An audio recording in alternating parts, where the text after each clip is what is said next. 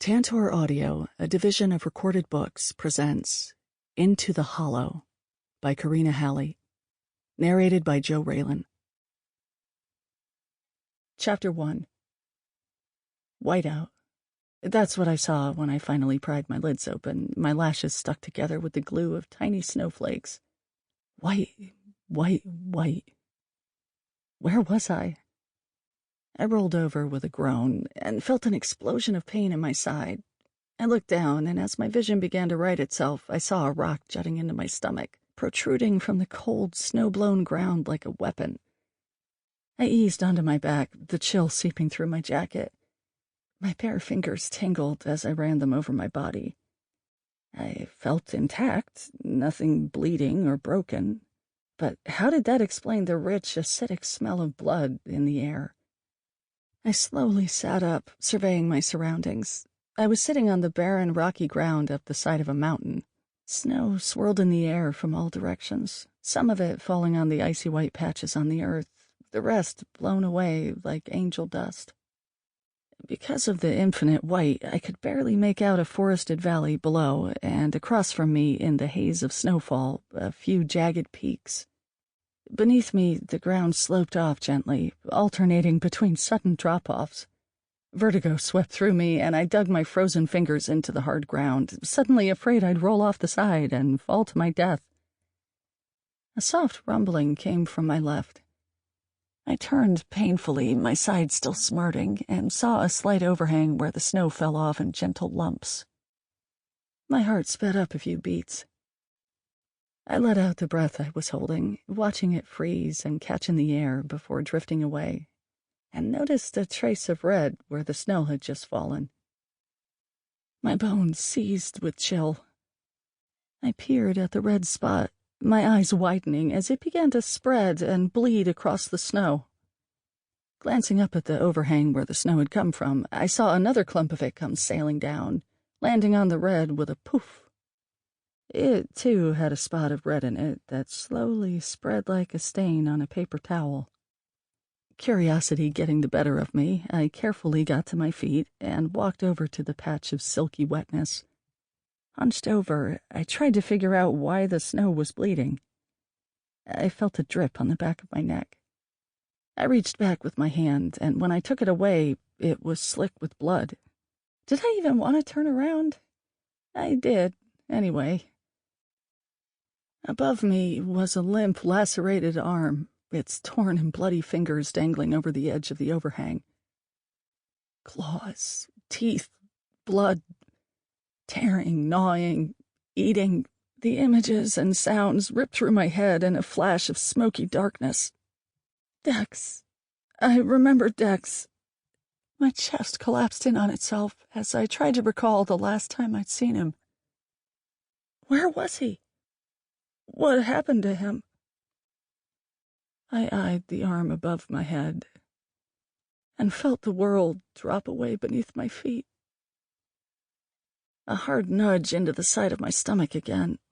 I winced and grabbed it, expecting to find the sharp, snow-dusted rock, but instead found a dainty hand and long fingers wrapped around mine. My eyes flew open. Beside me, Ada poked my side, a quiet smile on her face. We were in the back of my dad's car. Of course we were. My father, at the wheel, eyed me nervously in the rearview mirror.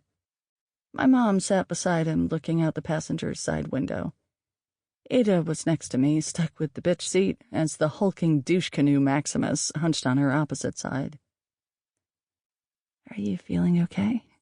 Ada asked, keeping her voice low, even though everyone in the damn car could hear her. "You fell asleep there," you were drooling. I wiped at my mouth and at the puddle on my collar. Well, I've sort of had a long day. My eyes met my dad's in the mirror again. He looked so much older than he did the other day. Was it possible to drive someone to an early grave? "We're almost home, Pumpkin," he said. I nodded and felt eyes boring into the side of my head. Reluctantly, I looked past Ada and at Maximus, who was staring at me intently. "What the hell are you looking at?" I sniped. His expression didn't change, and he didn't look away. He just kept trying to read me with those green eyes of his. "This is all your fault," I projected at him, hoping he could hear it in some way. It kind of creeped me out that it looked like he nodded in return. "Perry," my dad warned, though his voice had lost the edge it normally had. "I guess when your daughter is borderline psycho and may or may not have just been kidnapped along with your 15-year-old, it's best to use the kid gloves." I sighed and looked out the window at the darkening Portland cityscape. I thought about Dex, and if he was okay. Jail. I couldn't believe it. I mean, the idea of Dex in jail wasn't all too surprising. He kind of seemed made for jail in some ways, but he was there on account of me, on account of my parents, on account of Maximus. The unfairness of it all boiled my blood and heated my face. After Dex, Ada, and I returned home from Idaho and the exorcism, all my fears came to a head right in my parents' front yard. Dex was hauled off by the cops on suspicion of kidnapping, which was totally bunk considering both Ada and I had willingly gone with him. At first, my loving Dr. Friedman thought I wasn't in my right mind to give consent, so he convinced the police and my parents to take me to the hospital to get checked out. All I wanted to do was holler and fight and scream, but that probably would have only helped his case. I very reluctantly took Maximus's advice to just go along with it. But I didn't believe for a second that he'd have my back when he said he wouldn't let anything happen to me. Well, I guess he did keep his word, because nothing did happen to me, though I won't give him all the credit. The once-over at the hospital proved to everyone how coherent I was, because, well, I was. The demons weren't haunting me anymore. Abby was long gone. I left them all with Roman in those dusted Idaho hills. I'd be lying if I said I felt 100% better. But that had nothing to do with ghosts or my mental state. I was just extremely tired and felt off, like a lot of extra energy was pooling around in my bones with nowhere to go. Two very contradictory feelings at once, and it was scrambling things a bit in my head. Ada also helped me by ruthlessly sticking to her story, that I had been nutso because I was sick and had a terrible fever.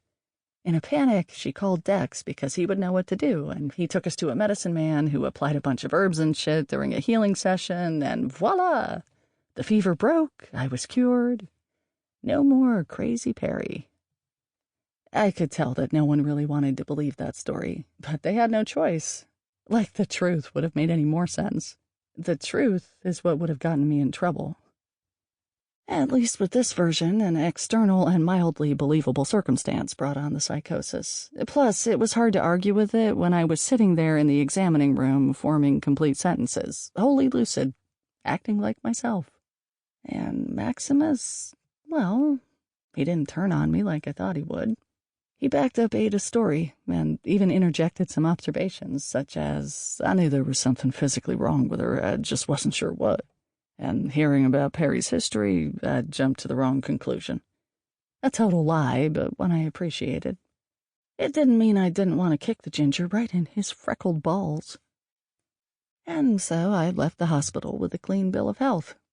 Dr. Friedman seemed disappointed. It was like he wanted me to be sick. It didn't help that I caught him pulling my mother aside and telling her to watch me very carefully. I had a feeling that he didn't mean for today, or the next few days, or the next few weeks. He meant for the rest of my life. My thoughts drifted over to Pippa, my grandmother. It would take me a long time to come to terms with that, even though deep in my soul I knew we were related. Maybe in some ways I always knew. Maybe I had seen her in my childhood. Maybe you could feel yourself in someone's blood. It broke my heart to learn what my mother had done to her. Though I wasn't a parent, I still couldn't imagine what it would be like to have your daughter put you away, to condemn you to a horrible life, to a certain lonely death. It made waves of nausea simmer in my belly. I looked over at my mom, keeping my actions subtle. She was still staring out the window, and so I couldn't see her face. That was just as well. I didn't think I could ever look her in the eyes again, knowing everything that I knew now. I wasn't sure how I'd even survive in the house with her watching my every move for the rest of my life, waiting for me to screw up. I had no reason, really, to believe my mom would act the same way with me as she had with Pippa, my grandmother, but my mother always acted as if she was scared of me. I now understood why. To watch the signs of mental illness creeping up in your daughter, knowing what might lie ahead. But now, everything had changed. She was afraid of me, and I was afraid of her. Afraid of her? Ada asked. I jumped in my seat and turned to see everyone in the car looking at Ada, including my mother. I quickly averted my eyes from hers to Ada's questioning face. Did I just say something out loud? I asked, my heart tight. I hope to God I wasn't babbling on about my mother. That really wouldn't have helped. But while Ada said yes, everyone else in the car said no. Ah, great. Now she was acting loony, too.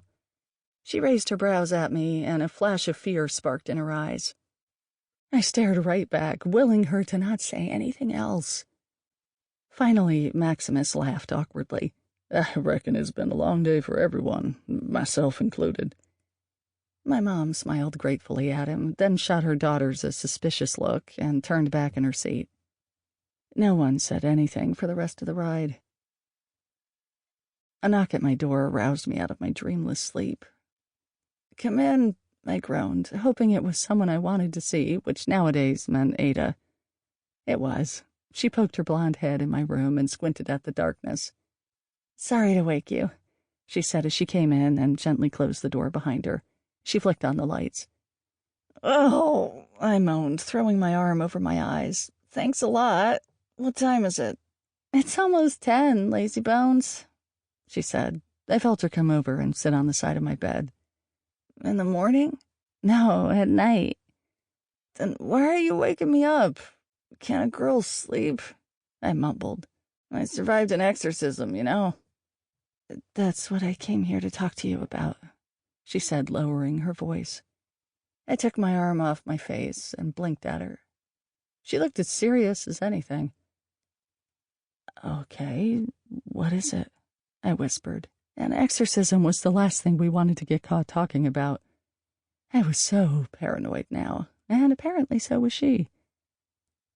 I don't know what happened to you when you were gone, she said. She looked very small and scared. But it hurt. It was so terrifying. I didn't know what I'd do without you.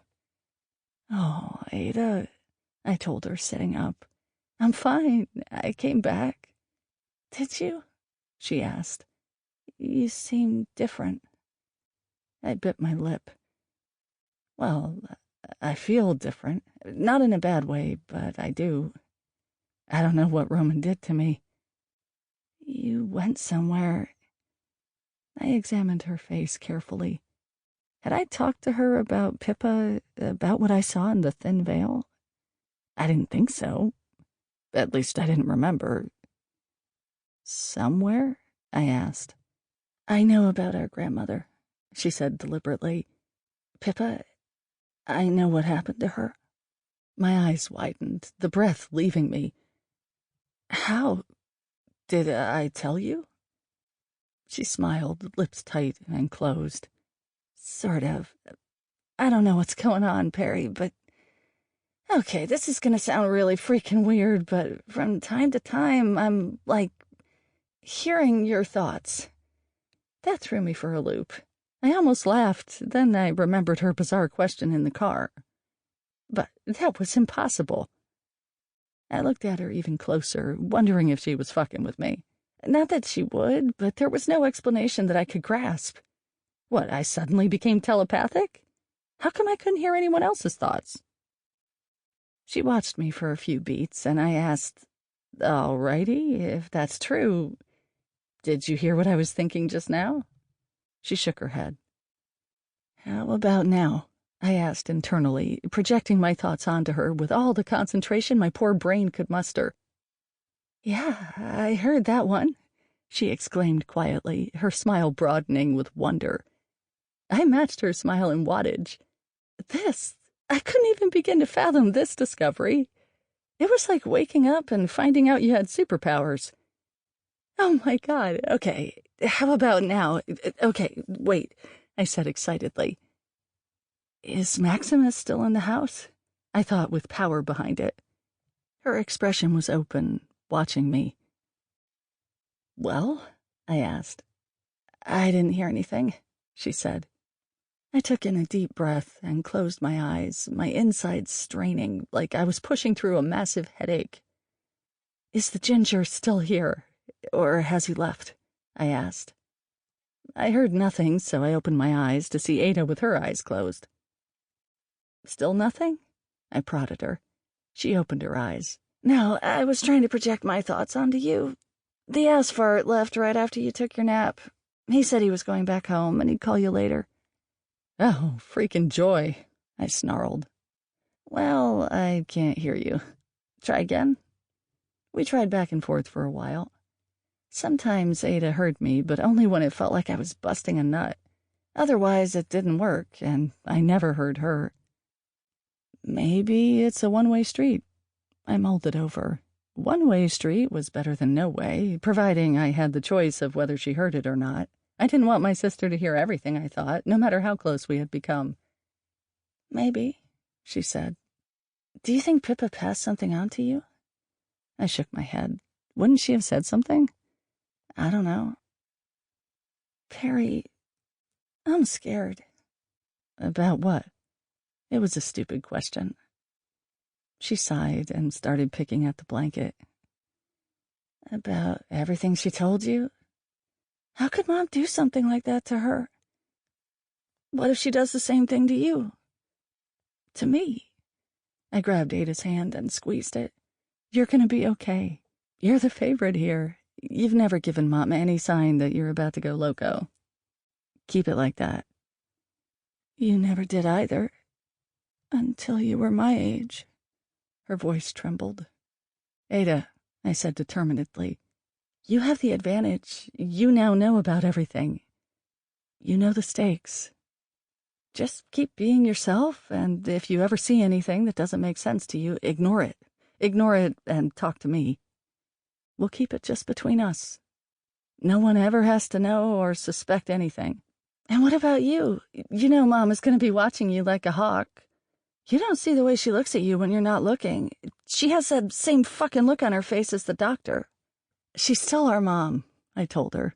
Though I thought the same thing, I felt strangely defensive. We can't jump to conclusions, and we can't start hating her. I mean, fuck, she is our mother. We have to believe she would never do that to us. She's not a monster. And if she wants to spend the rest of her life worrying about me, well, then she can do it from afar. What? I swallowed hard and looked around my familiar room. For the last few weeks, it was a circus of horrors. Now, it meant nothing to me at all. I've been thinking a lot lately, I told her honestly. It's time for me to leave, to move out. I'm fucking nearing spinsterhood anyway. It's getting pretty sad that I'm still here. No, don't go, she pleaded with those round blue spheres. Her plea was weak, though, and I knew she was on board with the idea. If I stay here, I'll just get worse. How can I function, being paranoid as hell at each turn? I couldn't. I can't live here with her worrying about the next time I fuck up. I might be fine now, but am I ever really all there? Especially now that I'm, what, a bloody telepath? This shit isn't leaving me anytime soon, and we both know it. I might not have a demon on my back, but I can guarantee I'm not getting rid of my ghosts anytime soon. She grew quiet and squeezed my hand back, her eyes dropping to the bed. We sat in silence for a minute, both in our own heads. She gave me no indication that I was in hers. Finally, she pointed out, but you don't have a job, you don't have any money. How are you going to move out? I let out a deep breath. I don't know, but I have to leave, and soon. You could move in with Maximus, she suggested innocently. I shot her a dirty look. Are you fucking kidding me? She threw up her hands in surrender. Okay, well, before you bite my head off, just hear me out. I didn't want to, but she continued on. Look, we're both not a fan of his. I know I wouldn't mind shoving my curling iron up his ass and turning it to 11. But aside from that, he did do you a favor today. I opened my mouth to protest, but she shushed me. And I know it was a weak favor, and that most of this is his fault, and that he never had your back, and yada, yada, yada. And okay, I really hate him too. But I wouldn't suggest going with him if I didn't think it would be better than you staying here. Move in with him, get a job, and move out. No way, I said, crossing my arms. Not happening. Not ever fucking happening. And also, who the hell says he'd want me crashing his stupid apartment? She gave me a wry smile. Perry, it's pretty obvious he still has a hard-on for you. Oh, Ada, I smacked her arm. Don't say things like hard-on. It grosses me out to hear it from you. Fine, she said, taking her arm away from me. I guess you do have one other option. I had a queer tightening in my chest and could barely eke out the word. What? She didn't say anything. She fished her phone out of her pocket and started to text something. Ada, I cried out. What is the other option? She put the phone down and smiled at me. She gestured to my window with her head. It's outside. My legs felt like they were encased in cement.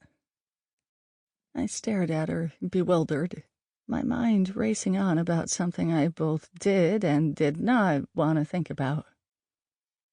Go on, she said more urgently. I slowly got off my bed and eased my way over to the window. My heart thumped hard against my chest and the blood filtered out of my head. Outside, across the street, a black Highlander was running, its exhaust floating in the night. How the... I said. I could barely find the words. She got up and joined me by the window. Maximus went to bail him out earlier. He's still a twat, of course, but at least Dex isn't in jail anymore. It's not like the charges were going to stick anyway. I took my eyes off the side of Dex's car, my heart awkwardly tumbling over itself at the thought of him inside, and looked at her incredulously. How did you know? Did you plan for this to happen? She grinned. Remember that whole sometimes hearing your thoughts thing we were just trying out? I already knew you were thinking of making a run for it. Dex doesn't know. I just told him to come here right after Maximus got him out. I have a feeling, though, let's call it a hunch, that he's got a hard... She paused, catching my eyes flashing. A soft spot for you, too. I didn't know what to think about that. Looking out at Dex's car and the answer she had given me, all I did know is that my life was yet again about to change in an incredibly messy way. Chapter 2. Well, prodded Ada as I stood at the window. Go say hello. Where's Mom and Dad? I asked, not taking my eyes off of the running vehicle, feeling like my chest was being torn in 2 different directions. I think Dad's still downstairs watching Law and Order. I don't think he'd be too thrilled to see you going out the door right now. I nodded. The window it is. I put my hands underneath the edge and pushed it open. A cold blast of late February wind coated me in seconds, and I felt Ada jamming a retro Kios hoodie into my hands. Thanks, I mumbled, and quickly slipped it on along with my chucks. I was halfway out the window, ready to put my feet on the sloping roof below, when Ada called out, Hey, do you think I can take over your room when you're gone? I shot her a look. She shrugged. What if I meet a guy and have to sneak out too? It's only fair, you know. I sighed and couldn't help but smile. Sure. Awesome. Well, don't be too long. You never know if they'll want to check on you, she warned, heading toward my door. I nodded and stepped onto the roof. I was lucky that it was such an easy escape route. When I was younger, I used to sneak out all the time. In the past few weeks, the route had been used twice. Once when a demon had led me up there. The other when Dex came in through my window to rescue me. You know, the usual stuff. Now he was back. And I wasn't sure if I was going to let him rescue me again. I wasn't sure what the hell I was going to do about anything. I had 2 options, and neither looked very promising. I made it to the tree at the end of the roof and shimmied clumsily down it, my body still a bit sore from the trauma of the last few weeks. The minute I felt the ground beneath my feet, a trembling started around my heart and radiated outward. I was nervous. I was damn nervous. I couldn't find the strength to walk away from the tree and onto the street. It's just Dex, I told myself. He's not worth having a panic attack over. And yet my lungs were constricting. I knew it was just Dex, but that was the problem. I didn't know which Dex I had or which Dex I wanted, if any of them. That's where the nerves came from, my uncertainty. Everything had changed and changed again. One second, I wanted to run into his arms and thank him for saving my life. Then, in the next second, I remembered what had happened between us. I remembered the pain, the darkness, the hell I went through. I knew it wasn't fair to blame him for demon possession, but sometimes I found myself cursing him for it. If he hadn't left me like he did, had sex with me, and just used me like some old dishcloth, I wouldn't have broken in half. I wouldn't have seeped open and left that space for something else to come in.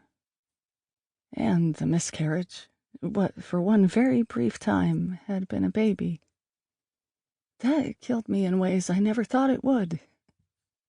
I never thought much about kids, and Lord knows 23 was too young for me to be having them, but it really ripped at something deep inside, something I never thought I had. It was a weird sense of loss and something I couldn't even explain. You'd think I'd be used to that, the unexplainable. But when it came to my feelings, when I couldn't figure out what they even were, that's when I was really scared. That's when my nerves would clamp up my throat, squeeze my lungs, and make me feel that standing underneath a bare tree was the safest, smartest option for me. I wasn't in the house, I wasn't in his car. I was just me. In between. Eventually, though, I found my footing, some perverse need to choose. I walked out from under the broken canopy and made my way onto the street. There was the car up ahead, parked on the side of the road, facing the other direction, like he had driven past the house first, then turned around at the end. Funny to think that had happened while Ada and I were attempting to be telepathic inside my bedroom. I stepped quietly, afraid my feet would echo down the street and be carried off by the breeze and into the house. I knew my parents would flip the fuck out if they knew what I was doing. I kept going. I wasn't far from the car when the driver's door flung open. My insides whirled feverishly, my breath halting. In that moment, I realized he still had that power over me, to make my body react when my mind wanted to turn away, and I hated him for it. Dex stepped out, almost in a hurry. I hadn't realized I had stopped where I was and was just standing in the road, staring at him in a hiccup of time.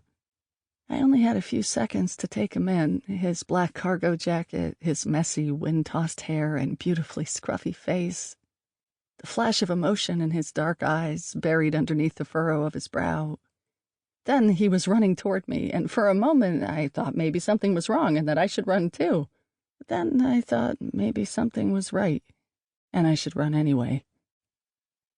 He ran to me and engulfed me in his arms, holding me tight to him, raising me a few inches above the ground. I was caught so off guard, I could only let him hold me. My breath was gone, squeezed out from the intensity of his hug. I didn't think I could hug him back even if I wanted to.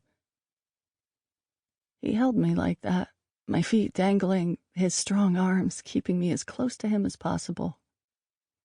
His face buried in my neck, and his familiar smell draped over me like a comforting blanket, while his breath tickled my skin until my hairs stood on end.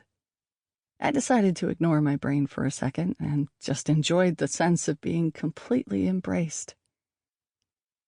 "Perry," he mumbled, his lips grazing my throat while he spoke. "Perry." He never finished his sentence. Instead, he eventually pulled his face away, my skin still feeling hot from his contact, and lowered me to the ground. He kept his hands on my arms, keeping me in place, as if he was afraid I'd run away. With his back to the streetlight, His face was encased in shadows, but I could still see his eyes glinting. I couldn't read them, except that they looked slightly feverish. Sample complete. Ready to continue?